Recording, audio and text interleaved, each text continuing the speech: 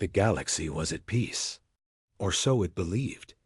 On the vast orbital structure known as the Grand Council Station, the leaders of 40 alien empires had gathered.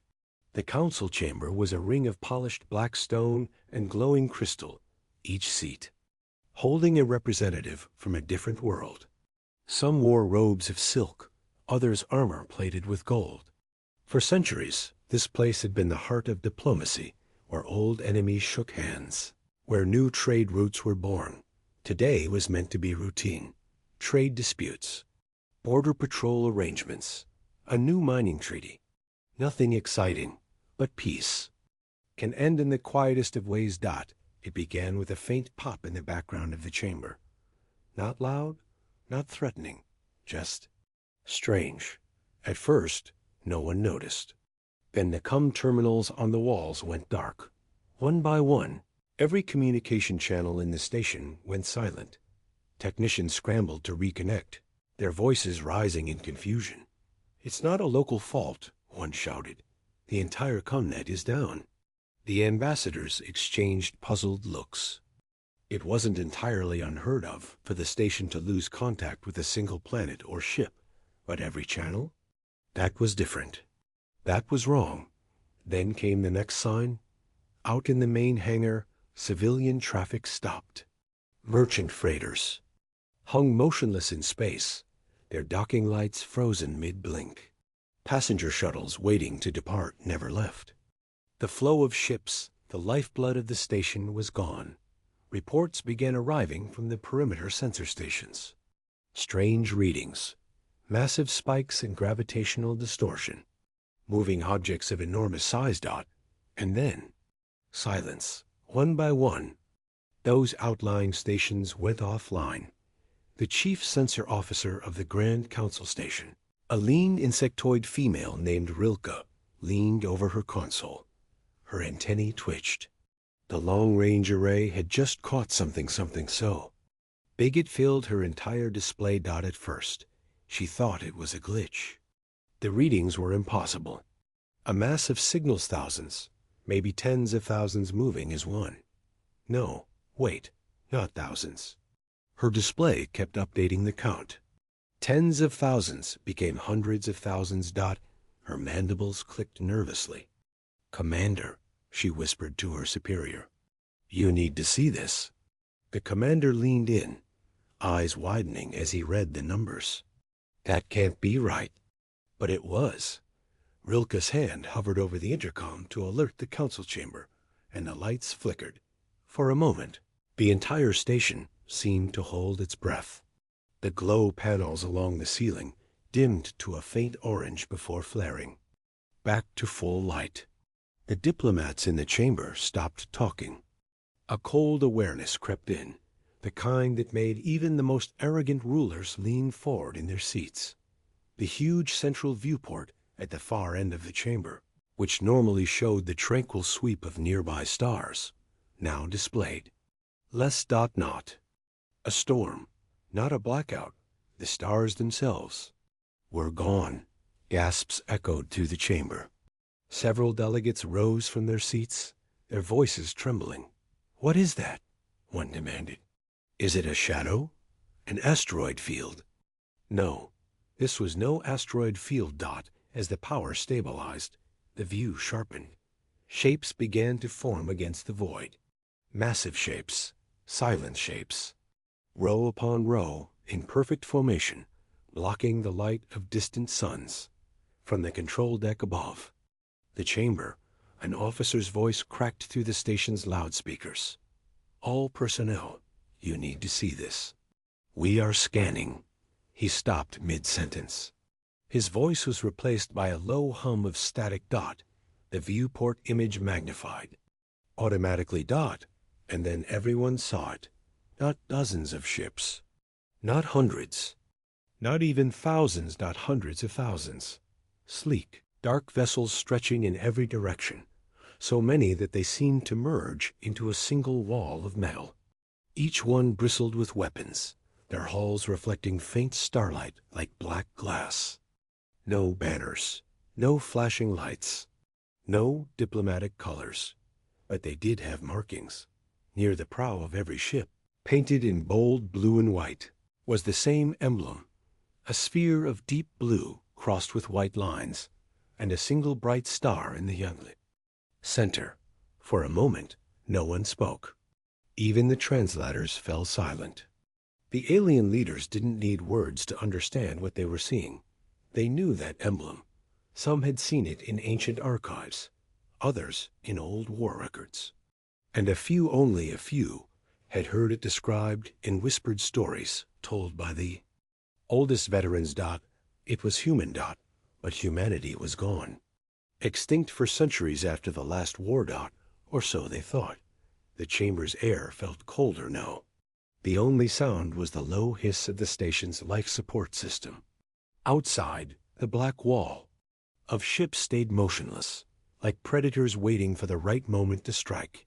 Rilke stood frozen at her console.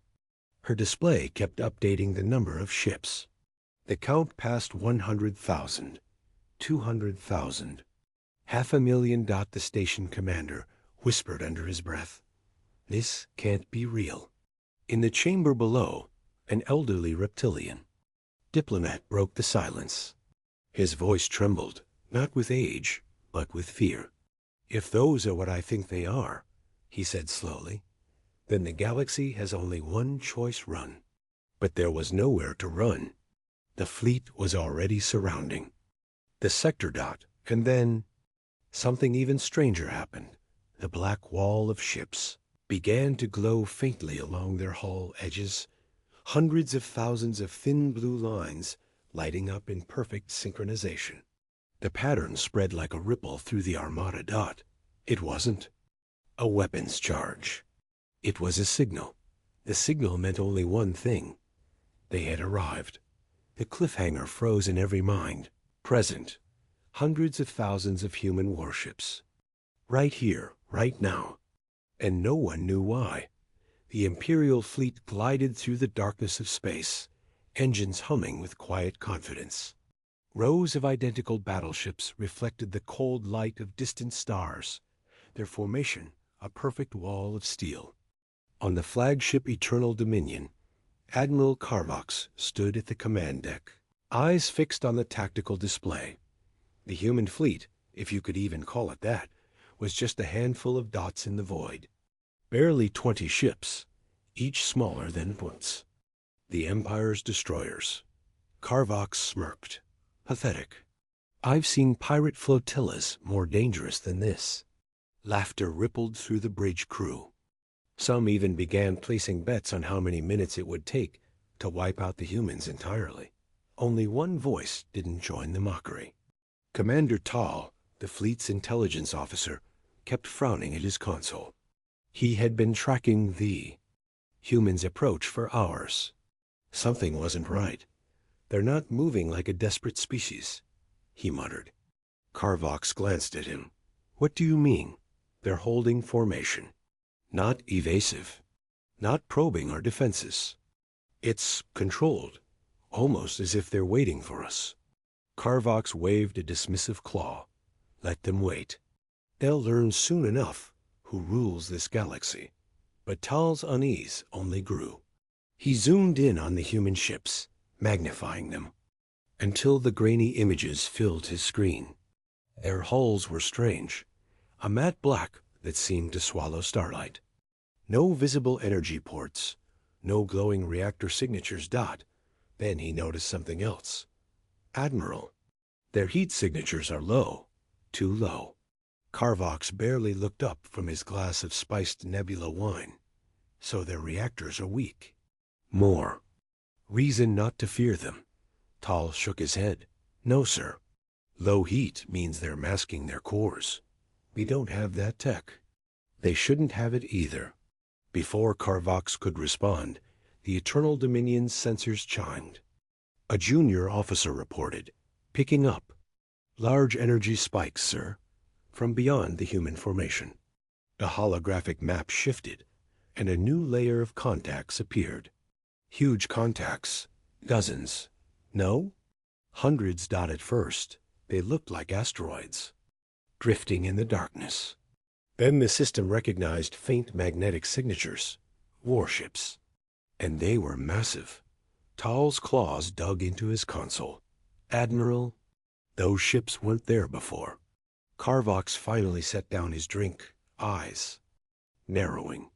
Where in the void did they come from? The human's small fleet was no longer just approaching. It was bait. The alien fleet drifted through the dark emptiness between stars. Their ships were massive gleaming silver hulls lined with weapon batteries, engines glowing with cold blue fire.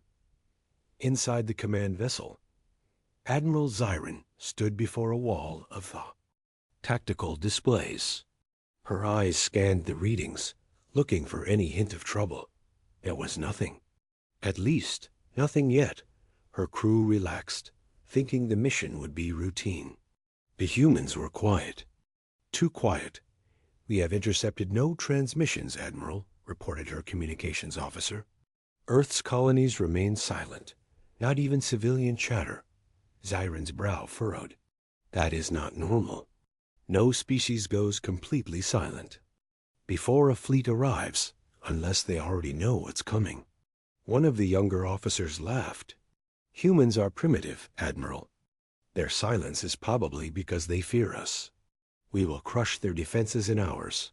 Zyron didn't smile. She had studied human history. She knew their wars never began with shouting or panic. They began with waiting. On the edge of the fleet's sensor range, a lonely moon floated in darkness. The aliens scanned it automatically and found nothing unusual. They didn't notice the tiny black shapes clinging to its shadow. Shapes that weren't on any registry. Shapes that didn't reflect light or heat. The humans were already watching them. "Admiral," another officer said, "fleet status is optimal. Shall we proceed to the first target?" Zyron's eyes stayed on the dark moon for a moment longer. She felt something in instinct she couldn't explain telling her they were being hunted. "Proceed," she said at last. The order was given. The alien fleet accelerated toward its target. No one on the bridge noticed that. In the shadows behind them, something vast and silent began to move. The vastness of space was silent, but silence didn't mean safety. Somewhere beyond the debris field, in the cold darkness between stars, human ships were still moving, not toward the Empire, but around it. The Nemesis, Marcus Kane's flagship, drifted with all systems in low-power mode. No active thrusters, no bright signals, no detectable energy output, only the faint glow of cold navigation lights, just enough for its escort ships to keep formation. The Empire's scanners had been searching for human activity in the wrong places, convinced the survivors had retreated to defend Earth. Kane had made sure that illusion stayed intact. "Sir," whispered Commander Alina Voss, her voice low, even though they were alone on the bridge. "Our recon drones report movement in the Kalos Belt. Looks like an Imperial patrol." Kane's expression stayed calm, but his mind was already 3 moves ahead. Good. They're still guarding their front lines. That means they still think the attack will come from the obvious direction. "And it won't," Moss replied, a faint smile in her voice. "Exactly. They're expecting a hammer to the face," Kane said, leaning over the holomap. "We're going to take the knife to their spine instead." While the Empire funneled fleets to the border, Kane's forces had been quietly slipping through forgotten trade routes, abandoned jump gates, and even asteroid-buried tunnels used centuries ago by smugglers. The plan was bold, reckless, and dangerously human. If it worked, the Empire wouldn't just lose ships. It would lose control of its own people. "Admiral," Voss hesitated, "there's still the question of the weapon." The bridge went quiet. Even the hum of the life support systems seemed to fade. The Nemesis had carried many weapons into battle over its long history, but this one was different. It had been recovered from a derelict station deep in the Urt Edge, a piece of ancient human technology whose creators were long dead. It didn't fire shells or beams, it fired silence. When activated, it shut down anything within its reach. Engines, comms, life support. Whole fleets could be turned into drifting coffins. It had never been tested on a scale like this. Kane wasn't even sure if it could be controlled. "We'll use it only once," Kane said finally. "And only when it will break them beyond repair." Voss gave a sharp nod. "And if it doesn't work?" Kane's gaze stayed on the holomap, tracing the glowing thread of their infiltration path. "Then we make sure we take as many of them with us as possible." Far away, in the Empire's capital, alarms were being raised, not for the enemy they could see, but for the one they couldn't find. Whispers were spreading through military channels about entire patrols going silent. No wreckage, no distress. Calls, just gone. Kane didn't know it yet, but the Empire's admirals were beginning to suspect the truth. Humanity's war wasn't about reclaiming territory. It was about erasing the Empire's ability to fight at all. And the next target was already within striking distance. The ISIS Vengeance slid deeper into enemy territory, its stealth drives purring in the dark void. Every alien sensor sweep washed harmlessly over its hull. The ship was more than cloaked. It was absent from their reality, hidden behind layers of tech the galaxy had never imagined. Inside the command deck, Captain Rourke stood at the center holotable. Floating projections showed the enemy's massive command ship, a fortress so large it blotted out the sun of the nearest system. Even from here, the alien vessel radiated power. "This is it," Commander Halle said, her voice low. "The core of their fleet, their communications hub. If we take it, the whole war machine stalls." Rourke's jaw tightened. "We don't just take it. We tear its heart out." The crew moved with quiet, deadly focus. No speeches, no battle cries. Just the calm before the most dangerous strike humanity had ever attempted. On board the alien flagship, High Lord Vatheron was in a good mood. Reports indicated the human fleet was in retreat. Intercepted comms spoke of damaged ships and scattered survivors. He believed the enemy had been broken. That was when the first anomaly appeared. A faint shadow on their scanners, just a flicker before vanishing. His sensor chief dismissed it as a ghost return. Vatheron allowed it, until every long-range sensor began failing one by one. "What is happening?" He snapped. The technician swallowed hard. "Something is inside the perimeter, my lord, but it's not registering as a ship. The lights flickered. Aboard the Vengeance." Rourke gave the order. "Deploy the swarm."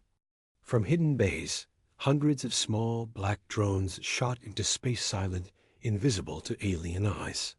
They moved like predatory fish, cutting through the void, latching onto the flagship's hull.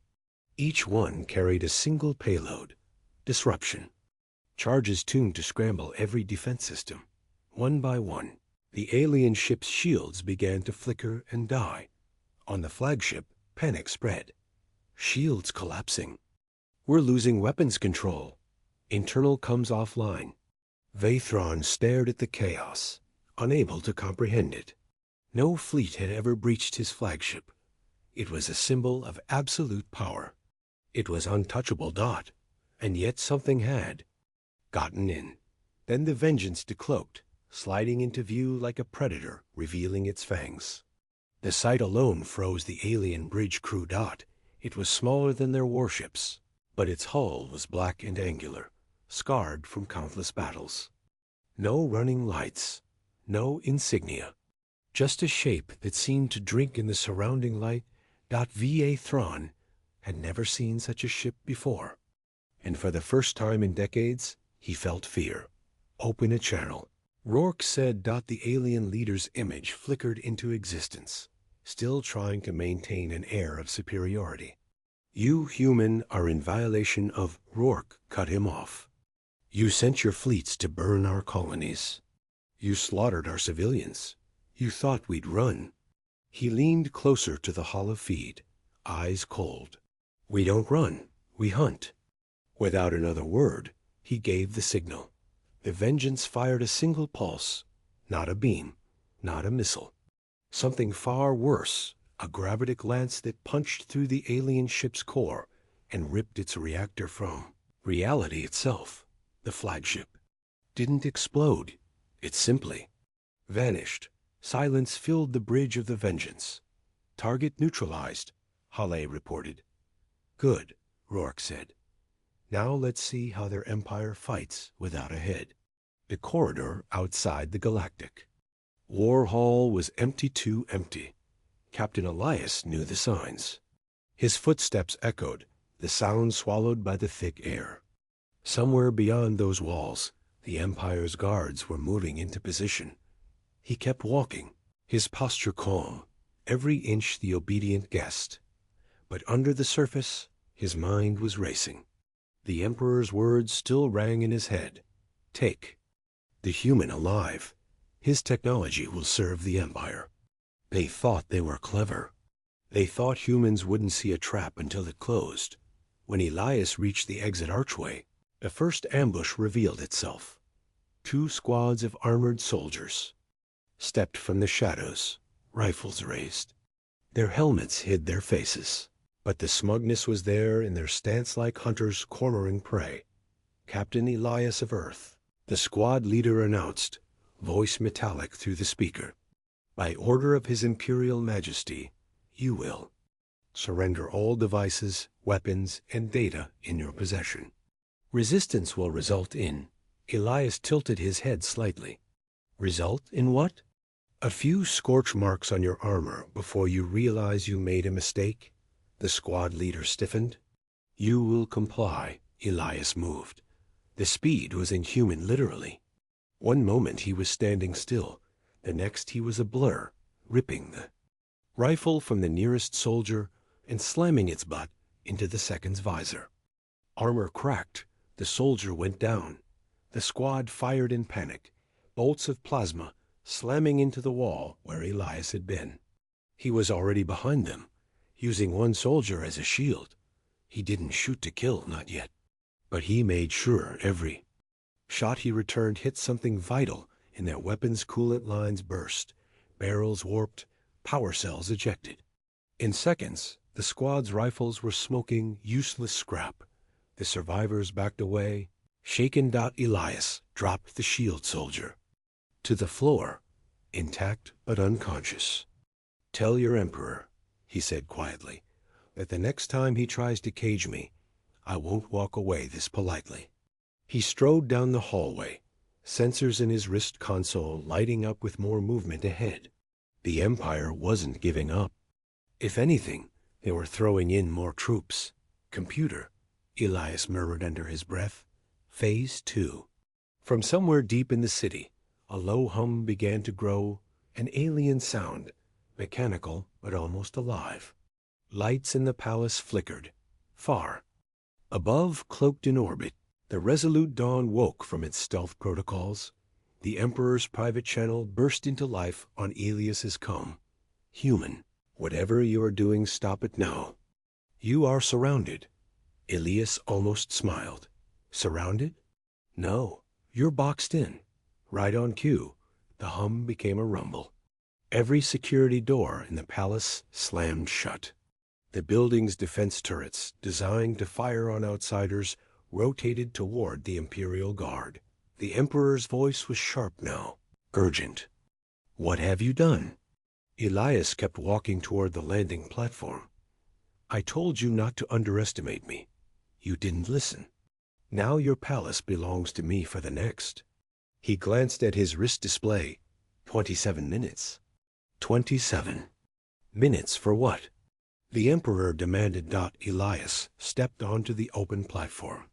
Above the clouds, the cloaked human warship flickered into visibility for just an instant, long enough for the Emperor to see the size of it. "For me to leave," Elias said, "and for you to decide if you really want to keep playing this game."